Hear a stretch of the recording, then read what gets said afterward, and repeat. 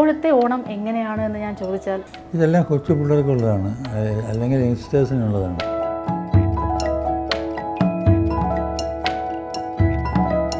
തിയേറ്ററിലിരുന്ന് ആളുകളുടെ ഇടയിലിരുന്ന് കാണുമ്പോൾ ആ ഫീലിംഗ് അതിങ്ങനെ മുറിയിൽ ടി വിയുടെ മുമ്പ് ഇരുന്നാൽ കിട്ടും. അപ്പോൾ ഇതെല്ലാം വ്യത്യസ്തമായിട്ടുള്ള സാധനങ്ങളാണ്. അമിതാഭിനോടുള്ള അടുപ്പം രജനി ഇവിടെ ഇല്ല.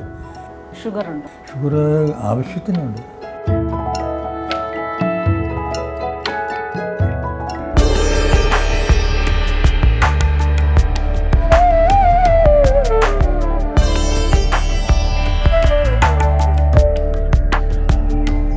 നമസ്കാരം.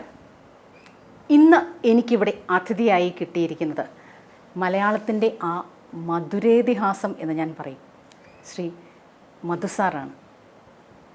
സാറിനെക്കുറിച്ച് അറിയാത്ത മലയാളികളൊന്നുമില്ല. സാർ ഒരുപാട് ഇൻ്റർവ്യൂസിലൂടെ നമ്മുടെ മുന്നിലെത്തിയിട്ടുണ്ട്. ഒരുപാട് കാര്യങ്ങൾ, അത് പേഴ്സണലായിട്ടുള്ളതും കരിയർ വൈസ് ആയിട്ടുള്ളതും അദ്ദേഹം സിനിമാ ജീവിതവുമായി ബന്ധപ്പെട്ടതും അല്ലാത്തതും എല്ലാം വ്യക്തിപരമായും ഒക്കെ ഒരുപാട് വിഷയങ്ങൾ ഒക്കെ അദ്ദേഹത്തിൻ്റെ കാര്യങ്ങളൊക്കെ നമ്മൾ മലയാളികളുമായി പങ്കുവെച്ചിട്ടുണ്ട്. ഇന്ന് നമുക്ക് നമ്മളോടൊപ്പമുള്ള നമ്മുടെ മലയാളത്തിൻ്റെ സിനിമാ മേഖലയെക്കുറിച്ചുള്ള ഒരു റെഫറൻസ് പുസ്തകമാണ് അദ്ദേഹം മലയാള സിനിമയിൽ പിന്നിട്ട ആ 6 പതിറ്റാണ്ടിലേറെയുള്ള വർഷങ്ങൾ, അദ്ദേഹത്തിലൂടെ കടന്നുപോയ ആ കാലഘട്ടങ്ങൾ. സോ അങ്ങേറ്റം സന്തോഷത്തോടുകൂടി ഞാൻ സ്വാഗതം ചെയ്യുന്നു ശ്രീ മധു സാർ. ഞാൻ ഇങ്ങനെയൊന്നും അല്ലോട്ടോ പ്രതീക്ഷിച്ചത്. വന്നപ്പോൾ കുറച്ച് ആളും ബഹളവും ഒക്കെ മേ ബി ഉണ്ടാകും. ഒറ്റയ്ക്കിരിക്കാൻ ശീലമായി തുടങ്ങിയതോ? ഇല്ല, ഒറ്റയ്ക്കിരിക്കാൻ ഞാൻ ആഗ്രഹിക്കുകയാണ്. കാരണം ഇവിടെ ഒറ്റയ്ക്കിരിക്കാൻ സമ്മതിക്കില്ല. ഇനി ആളുകൾ വന്നുകൊണ്ടേയിരിക്കും. ന്യൂസ് പേപ്പർ 3 പേപ്പർ കിടക്കുന്നുണ്ടല്ലോ, ഞാനിത് വായിക്കണമെങ്കിൽ രാത്രിയാണ്.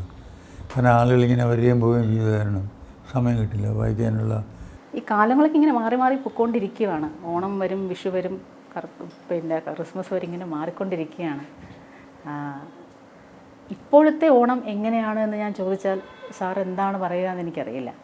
ഇപ്പോൾ ഞാൻ നേരത്തെ പറഞ്ഞില്ല, ഇവിടെ ഇരിക്കുകയാണെന്ന്. ശരി, പുറത്തിറങ്ങി നടക്കാത്ത കാരണം ഇതെല്ലാം കൊച്ചു പിള്ളേർക്കുള്ളതാണ്, അല്ലെങ്കിൽ യങ്സ്റ്റേഴ്സിനുള്ളതാണ്. വയസ്സായ ആളുകൾ ഇതൊക്കെ കണ്ട് സന്തോഷിക്കുക എന്നുള്ളതല്ലാതെ ഇത് ആഘോഷിക്കാൻ സാധിക്കുന്ന ചുരുക്കമാണ്. വയസ്സായ ആളുകൾക്ക് ആഘോഷിക്കാൻ സാധിക്കുന്നതല്ല, പ്രഥമനോ ഒക്കെ വയ്ക്കാൻ നേരത്തെ ഇന്ന് അല്പം കഴിക്കാം, അത്രയേ ഉള്ളൂ. എപ്പോഴും നല്ല തിരക്കുള്ള ആളായിട്ടിരുന്ന ആളാണ്. ഈ പലപ്പോഴും പല ഓണങ്ങളും ഈ പറഞ്ഞ പോലെ സെറ്റുകളിലൊക്കെ ആയിരിക്കും. ആ തിരക്കിൽ നിന്നൊക്കെ ഇത്രയും നിന്നിട്ട് ഇങ്ങനെ മാറി നിൽക്കുമ്പോൾ മിസ് ചെയ്യാറുണ്ടോ അത്തരം ആഘോഷങ്ങളെയും അല്ലെങ്കിൽ ആളുകളെയും? ഏറ്റവും ബിസിയായത് ഇപ്പോഴാണ്. പണ്ട് ഇത്രയും ബിസി അല്ലായിരുന്നു. കാരണം രാവിലെ വന്നാൽ ഏതാണ്ട് ഒരു രാത്രി വൈകുന്നേരം ഒരു 5:30 മണിയാകുമ്പോൾ ഞാൻ എണീറ്റ് പോകും ഇവിടുന്ന്. പിന്നെ ആരെയും കാണാം. പിന്നെ ഒരു 9 മണിക്ക് ഞാൻ തിരിച്ചു വരുള്ളൂ. കുറച്ച് എക്സസൈസും ആ ബാൽക്കണിയിൽ പോയിരുന്ന അല്പം വെയിലുകളിലും കുളി കഴിഞ്ഞിട്ട് ഈ എല്ലാം റെഡിയായിട്ട് തിരിച്ചു വരുമ്പോൾ ഒരു 9 മണിയാവും. സാറിനെ കാണാൻ വരുന്ന ഒരുപാട് പേര് കാണാൻ വരുന്നു എന്ന് പറഞ്ഞു. ഈ സിനിമയോട് ആഗ്രഹം, സാറിനെ കാണുക എന്നതിനപ്പുറത്തേക്ക് ഈ സിനിമയോട് ആഗ്രഹമുള്ളവർ, അല്ലെങ്കിൽ താങ്കളിൽ നിന്ന് സിനിമയെക്കുറിച്ച് അറിയാൻ ആഗ്രഹിക്കുന്നവർ, പഠിക്കാൻ ആഗ്രഹിക്കുന്നവർ, അങ്ങനെയൊക്കെ ആളുകൾ എത്താറുണ്ട്. അങ്ങനെയുള്ളവരുണ്ട്. ഓക്കെ. എല്ലാ സിനിമയും കാണുമോ? എല്ലാ സിനിമയെന്ന് വെച്ചാൽ സഹിക്കാവുന്ന സിനിമയൊക്കെ കാണും. മലയാളം സിനിമയാണോ കൂടുതലും കാണുന്നത്? മലയാളമേ അധികം കാണാറുള്ളൂ. ഓരോ കാലഘട്ടത്തിലും ഈ സിനിമ മാറിക്കൊണ്ടേയിരിക്കും. അതൊരു സ്വാഭാവികമായിട്ടുള്ള കാര്യമാണ്. എപ്പോഴെങ്കിലും ഒരു കമ്പയർ ചെയ്യാനായിട്ട് തോന്നിയിട്ടുണ്ടോ? നിങ്ങൾ കമ്പയർ ചെയ്തിട്ടുണ്ടോ മനസ്സിലെങ്കിലും? മാറ്റം എന്നുള്ളത് എല്ലാത്തിലും മാറ്റം വരും അല്ലേ? ഈ ഫീൽഡിലുള്ള ആളിനെ സംബന്ധിച്ചിടത്തോളം മാറ്റം അയാൾ അറിയില്ല, ഞാനും അറിയുന്നില്ല.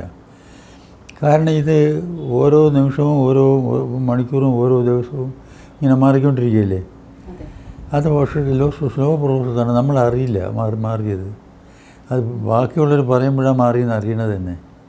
ആരെങ്കിലും എപ്പോഴെങ്കിലും സാറിനോട് എന്തെങ്കിലും ഒരു അഭിപ്രായം അല്ലെങ്കിൽ ഒരു സിനിമ എടുക്കുന്നതുമായി ഇപ്പോൾ ഈ ന്യൂ ജനറേഷൻ പുതുതലമുറ എന്തെങ്കിലും അഭിപ്രായം അങ്ങനെ എന്തെങ്കിലും ചോദിക്കാറുണ്ടോ? ചോദിച്ചിട്ടുണ്ടോ? ധാരാളം ചോദിക്കാറുണ്ട്.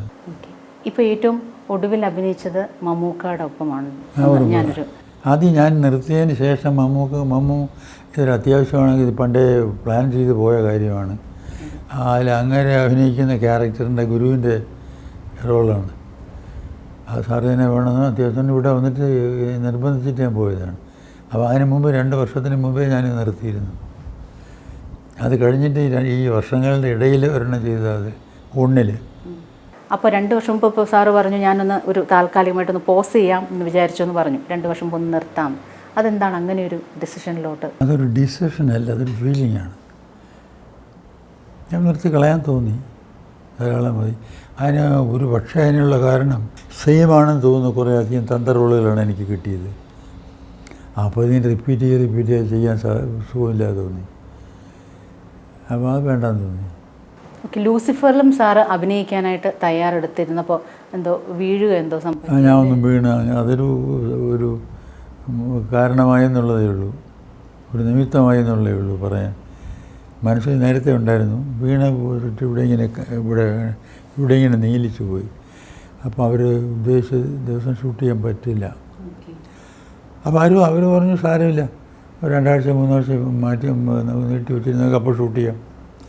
ഞാൻ പറഞ്ഞില്ല, വേണ്ട, എന്നെ കൊണ്ട് പറ്റില്ല, വേറെ ആരെങ്കിലും നിർബന്ധിച്ച് പറഞ്ഞുകൊണ്ട് അവർ മാറ്റി.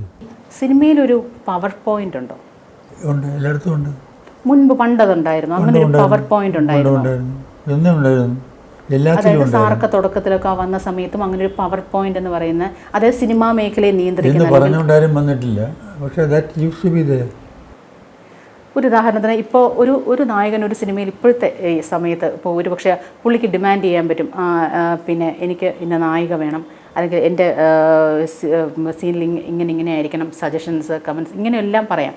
പണ്ടും ഒരുപക്ഷെ അഭിപ്രായ സ്വാതന്ത്ര്യം ഉണ്ടായിരുന്നിരിക്കാം ആക്ടേഴ്സ് എന്ത് ചെയ്യണം. പക്ഷേ നായികയെ നിശ്ചയിക്കാനുള്ള അല്ലെങ്കിൽ ഈ പറഞ്ഞതുപോലെ കൃത്യമായ വലിയൊരു രീതിയിലുള്ള ഒരു ഇടപെടൽ ഒരു നായകന് നടത്താൻ സാധിക്കുമായിരുന്നു എന്നൊക്കെ. ഇടപെടണമെന്ന് ആവശ്യമുള്ളവർ അന്നും ഇടപെടുമായിരുന്നു, ഇന്നും ഇടപെടുന്നുണ്ട്. ഇടപെടൽ എൻ്റെ കൂടെയുള്ള കാര്യമാണ്, മനസ്സിലായില്ലേ? That cannot be avoided. അങ്ങനെ പെർഫെക്റ്റായിട്ട് ആരെങ്കിലും കൊണ്ടുവന്ന് അങ്ങനെയുള്ള ആരെങ്കിലും ഉണ്ടെങ്കിൽ, ഇപ്പോൾ വിൻസെൻ്റ് മാസ്റ്ററോ അല്ലെങ്കിൽ സുബ്രഹ്മണ്യ മുതലാളിയോ അങ്ങനെയുള്ള ഡയറക്ടേഴ്സ് ഉണ്ടല്ലോ, അവരുടെ അത് ഇടപെട്ടിട്ട് ആവശ്യമില്ല. നല്ലപോലെ നല്ലപോലെ ചിന്തിച്ചിട്ട് ചെയ്യും. അല്ലാതെ ഏതെങ്കിലും ഒരു സ്ക്രിപ്റ്റ് കൈ കിട്ടിയ ഉടനെ എടുത്ത് വെച്ചിട്ട് ഷൂട്ട് ചെയ്യാൻ പോകുമ്പോൾ നമുക്ക് തന്നെ തോന്നും ഇത് ശരിയല്ലല്ലോ എന്ന്. അപ്പോൾ ഇടപെടാണ്ടെന്ന് വിചാരിച്ചാലും ശരി, ഇടപെട്ട് പോകും. അപ്പോൾ അവർ കേൾക്കാറുണ്ട്, ആ സജഷൻസ് എല്ലാം അവർ ഉൾക്കൊള്ളാറുമുണ്ട്. ഈ സംവിധായകനാണെങ്കിലും അങ്ങനെ അടിച്ചേൽപ്പിക്കുകയല്ല, അത് സംശയമായിട്ട് പറയാതിരിക്കുമല്ലോ. കുറേയൊക്കെ കേട്ടിട്ട് ശരിയാണെന്ന് അവർക്ക് കൂടെ തോന്നുകയാണെങ്കിൽ അവർ സ്വീകരിക്കും. അല്ലാന്നല്ല, അവരിങ്ങോട്ട് പറയുന്ന കാര്യങ്ങളാണെന്ന് അപ്പം പറയുന്ന ആൾ സ്വീകരിക്കും. ഒരു അഡ്ജസ്റ്റ്മെൻറ്റാണ്. ഓക്കെ, നമ്മൾ ഈ മലയാള സിനിമയിൽ സൂപ്പർ സ്റ്റാറുകൾ, സൂപ്പർ വുമൻസ് ഇല്ല, സൂപ്പർ സ്റ്റാറുകളുണ്ട്. അത് ഇപ്പോൾ തുടക്കം മുതൽ തന്നെയാണെങ്കിലും നമുക്ക് ഈ പറഞ്ഞതുപോലെ സത്യമാഷ്, നസീർ സാറ്, പിന്നെ സാറ് വരുന്നു, അങ്ങനെ പിന്നെ അത് കഴിഞ്ഞെടുത്ത് സോമൻ, സുകുമാരൻ, അങ്ങനെ ആ ഓരോ കാലഘട്ടത്തിലും ആളുകൾക്ക് ഏറ്റവും ഇഷ്ടപ്പെട്ട, പിന്നെ മമ്മൂട്ടി, മോഹൻലാൽ, അങ്ങനെ ഇപ്പോൾ ഒരു കാലഘട്ടത്തിൽ ഇപ്പോൾ ഒരു സൂപ്പർ സ്റ്റാർ എന്ന് പറയുന്ന ഒരു കൺസെപ്റ്റ് ഇപ്പോൾ ഉണ്ടോ നമ്മുടെ സിനിമാ മേഖല? സൂപ്പർ സ്റ്റാർ എന്ന് പറഞ്ഞാൽ നമുക്കിപ്പോൾ ആരെങ്കിലും അങ്ങനെ പ്രൊജക്റ്റ് ചെയ്ത് കാണിക്കാൻ പറ്റുന്നുണ്ടോ? ഉണ്ടല്ലോ, ഇപ്പോഴാണ് യഥാർത്ഥ സൂപ്പർ സ്റ്റാർസ് ഉള്ളത്. ഇപ്പോഴത്തെ സൂപ്പർ സ്റ്റാർസ് ആരൊക്കെ? ഇപ്പം മമ്മൂട്ടി, മോഹൻലാലും തന്നെ അവർ എവർലാസ്റ്റിംഗ് സൂപ്പർ സ്റ്റാർസാണ്. ഡിപ്പെൻസ്. ഇപ്പോൾ ആസ് ഇറ്റ് ഈസ് അങ്ങനെയാണ്. കുറേ കഴിയുമ്പോൾ ഫെയിൽ ഔട്ടായിന്ന് വരും. വേറെ ആരെങ്കിലും ഇവരെക്കാളും കൂടുതൽ ഉണ്ടായിന്ന് വരും. എപ്പോഴെങ്കിലും ഈ ആത്മകഥ എഴുതണമെന്ന് തോന്നിയിട്ടുണ്ടോ? ഈ ആത്മകഥ എഴുതിയാൽ 2-3 പേജേ വരൂ, എല്ലാം വലിയ കാര്യമായിട്ട് എഴുതിയാൽ. മറ്റുള്ളവരെ നിർബന്ധിച്ച് വല്ലതുമൊക്കെ പറഞ്ഞിട്ട് അവർ എന്നെ പറ്റിയുള്ള വല്ലതും എഴുതിയിട്ടുള്ളതല്ലാതെ ഞാൻ പേന എടുത്തിട്ട് എൻ്റെ ആത്മകഥ എഴുതുന്ന ഇതുവരെ തുടങ്ങിയിട്ടില്ല, താല്പര്യമില്ല. അത്ര വലിയ കഥയൊന്നുമില്ല. സോഷ്യൽ മീഡിയ പ്ലാറ്റ്ഫോമുകളിലൊക്കെ ഉണ്ടോ? ഇല്ല, ഒന്നിലും പോകാറില്ല, ഒന്നുമില്ല. ഇപ്പോൾ ഈ നിമിഷം ആലോചിക്കുമ്പം ഈ പറഞ്ഞതുപോലെ ഞാൻ പറഞ്ഞ ആക്ട്രസസിൻ്റെ കാര്യമാണ്, സാറിനോടൊപ്പം അഭിനയിച്ച ആക്ട്രസസിൻ്റെ കാര്യം, സാറുമായി ചേർന്ന് നിന്ന് അല്ലെങ്കിൽ നമുക്ക് സ്ക്രീനിൽ വലിയ ഒരു കെമിസ്ട്രിയൊക്കെ നമുക്ക് വായിച്ചെടുക്കാൻ പറ്റിയ നല്ല ഒരുപാട് ആക്ട്രസസ് ഉണ്ടായിരുന്നു. സോ അവരെയൊക്കെ ഓർത്തെടുക്കുമ്പോൾ ചില പേരുകളെങ്കിലും സാറ് അത് പറയുമ്പോൾ അല്ലെങ്കിൽ അത് പറയുന്നത് കേൾക്കുമ്പോൾ നമുക്കത് ഒന്നുകൂടി കുറച്ച് കേൾക്കാനായിട്ട് തോന്നും. പ്രത്യേകിച്ച് ശ്രീവിദ്യ അമ്മയായിട്ടുള്ള ആ ഒരു ബന്ധം. എല്ലാവരും പാവൊരു എന്താ പറയാൻ, ഈ കാണുന്ന തടിയൊന്നുമല്ല, മനസ്സിന് വലിയ എന്താ പറയുക ബലവുമില്ല, ബുദ്ധി നേരെ ഉപയോഗിക്കാറുമില്ല. അവർ ചെയ്തിട്ടുള്ളതെല്ലാം അബദ്ധമാണ്. ജീവിതത്തിൽ വലിയ എന്താ പറയുക, സ്ത്രീയുടെ ആയിരുന്നാലും പുരുഷൻ്റെ ആയിരുന്നാലും ഇമ്പോർട്ടൻസ് കൊടുക്കുന്നതൊക്കെ വിവാഹത്തിനാണല്ലോ. വിവാഹത്തിന് പോലും അവർ തീരെ കെയർലെസ് ആയിട്ട് ചെയ്യുന്നത് തെറ്റാണെന്ന് അറിഞ്ഞുകൊണ്ട് മണ്ടത്തരമാണെന്ന് അറിഞ്ഞുകൊണ്ടോ എന്തോ അറിയാൻ പാടില്ല ഒരു കല്യാണം കഴിച്ചു. അവരുടെ ഡൗൺഫാൾ മുഴുവൻ അവിടെ നിന്നാണ് തുടങ്ങിയത്. അങ്ങനെ ജീവിതത്തിൽ ഇത്രയും മണ്ടത്തരങ്ങൾ കാണിച്ചിട്ടുള്ള ഒരു സ്ത്രീയുമില്ല. സിനിമാ ഫീൽഡിൽ ഈ ബാക്കി ആസ് എൻ ആർട്ടിസ്റ്റ് ഇത്രയും കഴിവുള്ള മറ്റൊരു ആർട്ടിസ്റ്റുമില്ല. അപ്പോൾ ഒരു സുഹൃത്തെന്ന നിലയിൽ അല്ലെങ്കിൽ അടുപ്പമുള്ള ഒരു വ്യക്തി എന്ന നിലയിൽ സാറിനോട് അഭിപ്രായം ചോദിക്കാറുണ്ടായിരുന്നു, അല്ലെങ്കിൽ സാർ അല്ല അത് ശരിയല്ല, അത് തെറ്റാണ്, അങ്ങനെ പറയാറുണ്ടായിരുന്നു? ഇപ്പോൾ ഈ ആളുടെ പേഴ്സണൽ കാര്യമൊന്നും എന്നോട് ഡിസ്കസ് ചെയ്യാറുണ്ടായിരുന്നില്ല. അവർ തെളിയിച്ച കാര്യമാണ് ഞാൻ പറഞ്ഞത്, അല്ലെ ഞാൻ സ്വന്തമായിട്ട് അനുഭവപ്പെട്ട കാര്യമില്ല. അവർ തന്നെ പ്രൂവ് ചെയ്തൊരു കാര്യമാണ് ഞാൻ പറഞ്ഞത്. അവർ തന്നെ സമ്മതിച്ചിട്ടുള്ളത്, ഇപ്പോൾ എല്ലാവരുടെ മുമ്പിലും അവർ സമ്മതിച്ചിട്ടുള്ള കാര്യങ്ങളാണ്. സാറിപ്പോൾ ഈ കാണുന്നത് പോലെ ഈ ശരിക്കും ഈ സിനിമയിൽ കാണുന്ന ആൾ തന്നെയാണോ, ആ ക്യാരക്ടേഴ്സ് പോലെ തന്നെയാണോ സാറിൻ്റെ പേഴ്സണൽ ലൈഫിൽ? അഭിനയം വേറെ, ജീവിതം വേറെ. പടിക്കുട്ടി അങ്ങനെ ആയിരുന്നെങ്കിൽ ഞാനങ്ങനെ ആവണമെന്നില്ല. അതുപോലെ ഒരുമാതിരി സെമി വില്ലനസ് ക്യാരക്ടേഴ്സ് ഞാൻ അഭിനയിച്ചിട്ടുണ്ട്. ഞാനതാവണമെന്നില്ല. അത് അഭിനയമാണ്. അഭിനയം ഒന്ന്, ജീവിതം മറ്റൊന്ന്. നഷ്ടപ്രണയങ്ങൾ എന്തെങ്കിലും ഉണ്ടോ? ഇല്ല. പ്രണയിച്ചിട്ടുണ്ടോ? സത്യം പറഞ്ഞാൽ അങ്ങനെ നമ്മൾ ഈ ജീവിതത്തിൽ കാണുന്ന പോലെയല്ല. ഞാൻ അങ്ങനെ പ്രണയിച്ചിട്ടില്ല. ആരോടും പ്രണയം തോന്നിയിട്ടില്ല? തോന്നാത്തത് കൊണ്ടാണോ? തോന്നാത്തത് കൊണ്ടാണ്. സാറിൻ്റെ അടുത്ത് ആരും അപ്രോച്ച് ചെയ്ത് വന്നിട്ടുമില്ലേ? ഇല്ല, എൻ്റെ അടുത്ത് ആരും വന്ന് പറഞ്ഞിട്ടുമില്ല. ഇത്രയും സുന്ദരനായിരുന്നിട്ടും ആരും വന്ന് പറഞ്ഞിട്ടില്ല? ഇല്ല. അപ്പോൾ ഫാൻസ് ഒന്നും ഉണ്ടായിരുന്നില്ല? ലേഡീസ് ഫാൻസ് ഉണ്ടായിരുന്നു, ധാരാളം ഉണ്ടായിരുന്നു. അവരാരും ഒന്നും പ്രണയമാണെന്ന് പറഞ്ഞിട്ടില്ല. ആരോടെങ്കിലുമൊക്കെ ഇപ്പോൾ പറഞ്ഞാൽ കത്തയക്കുന്നവരുണ്ടായിരിക്കും. ധാരാളം കത്തയക്കുന്നവരുണ്ടായിരുന്നു, ഫോൺ ചെയ്യുന്നവരുണ്ടായിരുന്നു, വരുന്നവരും ഉണ്ടായിരുന്നു. അവർ മറുപടി അയക്കാറുണ്ടോ അവർക്കൊക്കെ? മറുപടി ചിലതൊക്കെ ആദ്യമൊക്കെ അയക്കുമായിരുന്നു. കുറേ കഴിഞ്ഞ് കണ്ടവാനായപ്പം നിർത്തിയത് മറുപടി ആയിപ്പോൾ. മലയാളത്തിനപ്പുറത്തേക്കും നല്ല സൗഹൃദങ്ങളുണ്ടായിരുന്നു, പ്രത്യേകിച്ച് അമിതാഭ് ബച്ചൻ സാറ്, രജനീകാന്ത് സാർ, ഇവരോടൊക്കെ നല്ല സൗഹൃദങ്ങളും കാത്തു സൂക്ഷിച്ച ഒരു വ്യക്തിയാണ്. സോ ഇപ്പോഴും എപ്പോഴെങ്കിലുമൊക്കെ അവരിപ്പോൾ വിളിക്കാറുണ്ടോ, അല്ലെങ്കിൽ എന്തെങ്കിലും ആവശ്യമുണ്ടെങ്കിൽ കാര്യമുണ്ടെങ്കിൽ വിളിക്കാറുണ്ട്? അമിതാഭ് ബച്ചൻ സാറിനൊപ്പം ആ സിനിമയിൽ അഭിനയിക്കാൻ പോയപ്പോൾ അങ്ങനൊരു എങ്ങനെയാണ് ആ ഒരു ഫിലിമിലോട്ട് സാർ പോകുന്നത്? ഞാൻ അമിതാഭ് ബച്ചനോടൊപ്പം അഭിനയിക്കാനല്ല പോയത്. അബ്ബാസ് ഒരു പടം എടുക്കുന്നു, അപ്പോൾ അദ്ദേഹത്തിന് എന്നെ അഭിനയിക്കാൻ വേണമെന്ന് തോന്നി, എന്നെ ക്ഷണിച്ചു പോയി.